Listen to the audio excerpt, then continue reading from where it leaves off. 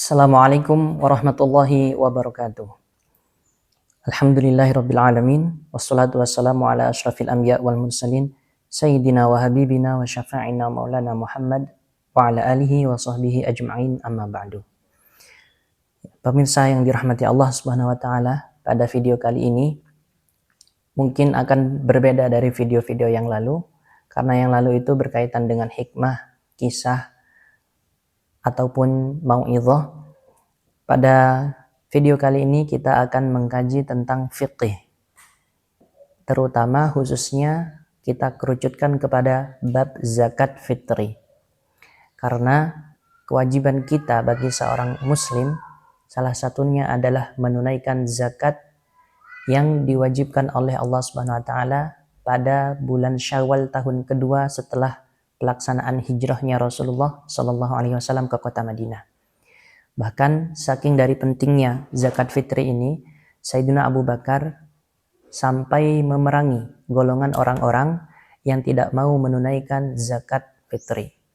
Oleh karena itu, sangat penting kiranya untuk kita kembali mengkaji bagaimana dan atau apa yang dimaksud atau tata cara seseorang mengeluarkan zakat fitri.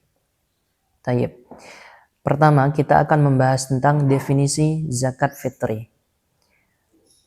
Kita boleh mengatakan zakat fitri atau zakat fitrah. Keduanya boleh. Kalau zakat fitri artinya fitrun itu berbuka, tidak lagi berpuasa. Karena ketika seseorang mulai memasuki Syawal, dia tidak boleh lagi berpuasa bertepatan dengan momen hari raya. Akhirnya disebut zakat fitri. Zakat yang dilakukan terjadi ketika seseorang sudah tidak lagi berpuasa. Atau zakat fitrah.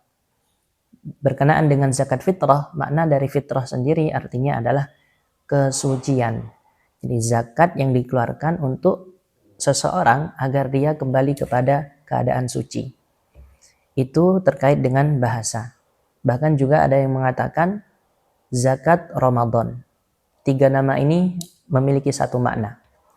Sedangkan zakat fitri atau zakat fitrah atau zakat Ramadan secara syariat adalah qadrun muayyanun minal mal yajibu ikhrajuhu inda ghurubi syamsi akhir yaumin min Ramadan bisyurutin makhsusatin.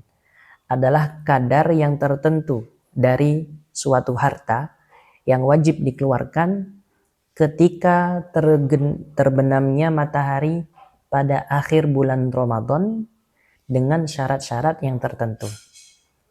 Itu yang dimaksud dengan zakat fitrah. Makanya nanti ketika kita membahas zakat fitrah akan ada syarat-syaratnya. Sebelum kita membahas tentang syarat-syaratnya, kita akan membahas tentang dalil hukum bagaimana zakat fitrah. Zakat fitrah sendiri hukumnya itu adalah wajib.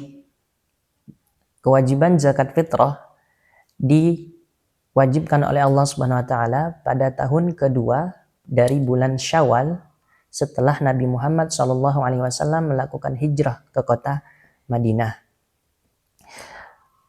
Diriwayatkan oleh Sayyidina Abdullah bin Umar radhiyallahu taala anhuma, beliau berkata, anna Rasulullah sallallahu alaihi wasallam farada zakatal fitri min Ramadan 'alan nasi sa'an min tamrin aw sa'an min sya'irin ala kulli hurrin aw 'abdin dzakarin aw untha minal muslimin.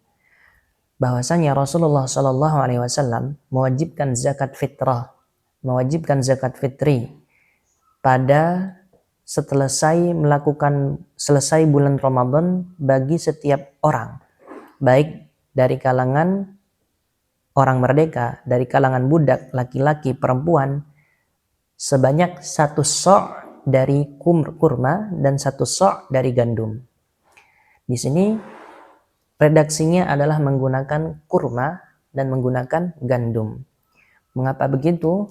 Karena makanan pokok yang tersebar di zaman itu, di tempat itu adalah 2 makanan ini, kurma dan gandum.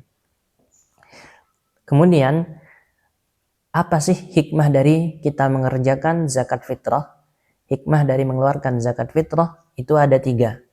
Pertama, zakat fitrah ditujukan untuk menyucikan diri, tathiran lin nafsi. Yang kedua, zakat fitrah ditujukan untuk tu'matan lil masakin, agar kita bisa berbagi kepada orang-orang yang membutuhkan.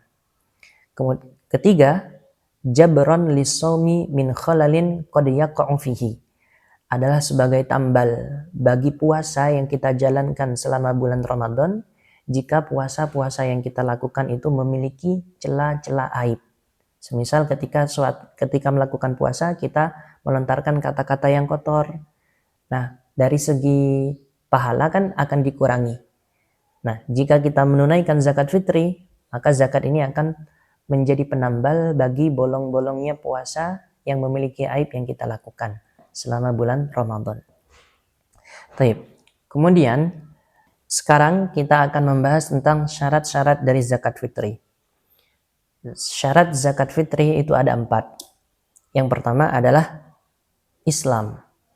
Dalam artian, jika seseorang beragama kafir, maka dia tidak wajib mengeluarkan zakat fitri untuk dirinya. Tapi jika dia memiliki tanggungan orang yang wajib untuk dinafkahi dan orang tersebut adalah beragama Islam, maka orang kafir ini wajib untuk memberikan zakat, membayarkan zakat kepada orang tersebut.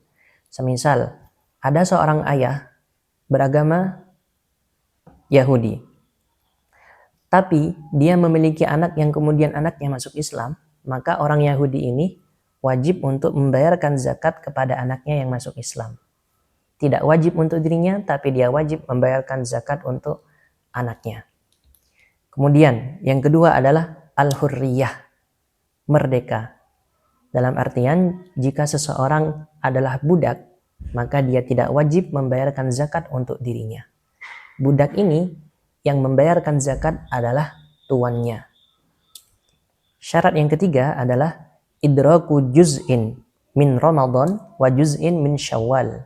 Dia mendapatkan waktu bagian dari bulan Ramadan dan dia juga mendapatkan waktu bagian dari bulan Syawal. Gambarannya adalah bi an taghruba alaihi syamsu akhir yaumin min Ramadan wa huwa hayyun hayatan mustaqiratan. Dia ketika matahari terbenam di hari akhir bulan Ramadan, dia dalam keadaan hidup. Kemudian mataharinya terbenam masuk waktu maghrib, dia juga dalam keadaan hidup. Jika seperti itu, gambarannya adalah jika ada orang melahirkan bayi pada jam 5, namun sebelum waktu maghrib bayinya meninggal, maka bayi tersebut tidak wajib untuk dikeluarkan zakat. Kemudian yang terakhir adalah al-yasar. Dia memiliki kelebihan harta. Wal muradu huna ayyakuna indahu ma yazidu an nafaqatihi wa nafaqati man yajibu alaihi nafaqatuhum yaumal 'idi wa lailatahu.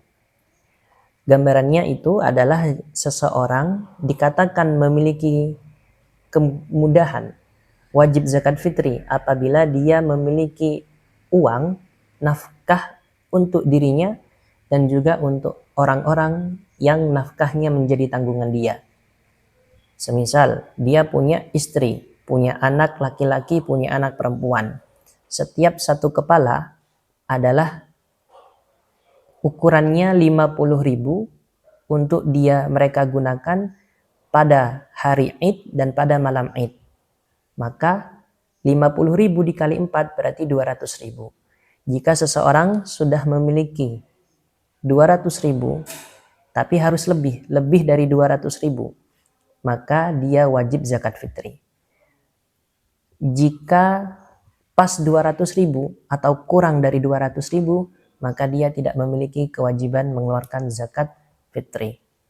Jadi ma yazidu, sesuatu yang lebih dari nafkah dia dan juga nafkah orang-orang yang menjadi tanggungannya. Jika nafkah untuk per kepala tadi 200.000 semuanya, maka harus lebih dari 200.000. Seperti itu. Lalu bagaimana misalnya pada malam hari Aid, mereka keluarganya fakir. Fakir berarti kan tidak wajib. Tapi di hari Idnya sore-sore dia dapat hadiah, misalnya dapat 1 juta. dalam artian dia sudah wajib. Maka di sini tidak wajib zakat fitri bagi mereka. Mereka hanya disunnahkan untuk mengeluarkan zakat fitri. Karena tadi pada malamnya mereka adalah orang miskin. Kemudian kita akan membahas tentang waktu zakat fitri. Waktu zakat fitri itu memiliki 5 waktu. Yang pertama adalah waktu jawaz. Waktu di mana seseorang boleh mengeluarkan zakat fitri. Kapan dimulainya? Dimulainya adalah min awwali lailatin min Ramadan. Dari malam pertama sejak awal bulan Ramadan, seseorang sudah boleh mengeluarkan zakat fitri. Dalam istilahnya dalam fikih ini adalah ta'jiluz zakah, menyegerakan zakat, mereka mengeluarkannya di awal Ramadan. Tidak masalah. Kemudian, waktu yang kedua adalah waktu wujub, waktu wajib mengeluarkan zakat fitri. Kapan terjadi? Bighurubi syamsi akhir yaumin min Ramadan. Dengan terbenamnya matahari pada akhir bulan Ramadan, maka pada detik itu sudah wajib mengeluarkan zakat fitri. Biasanya kalau orang-orang Indonesia mengeluarkan zakat fitrinya itu pada malam takbiran. Ada sebagian amil yang kemudian mereka bergerak menyebarkan zakat. Karena pada waktu itu sudah masuk waktu wajib. Untuk yang ketiga ada waktu istihbab, waktu yang utama, waktu yang sunnah untuk mengeluarkan zakat fitri. Kapan? Ba'da sholatil fajri yaumal fitri wa qabla sholatil id. Yaitu ketika seseorang telah mengerjakan sholat subuh dan sebelum melakukan sholat id. Sholat subuhnya dilakukan jam 4.30 semisal. Sholat idnya dilakukan jam 6 pagi. Maka dalam kurun waktu ini adalah waktu yang sunnah. Kemudian waktu yang keempat adalah waktu karohah. Waktu yang dimakruhkan untuk mengeluarkan zakat fitri. Kapan? Yukrahu ta'khiruha ila ba'di sholatil idi bi an addaha fi yaumihi.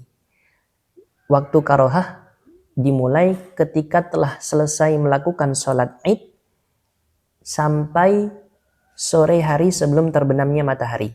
Jika dalam kurun waktu ini dia mengeluarkan zakat, maka masuknya waktu makruh. Dan yang terakhir adalah waktu tahrim, waktu haram.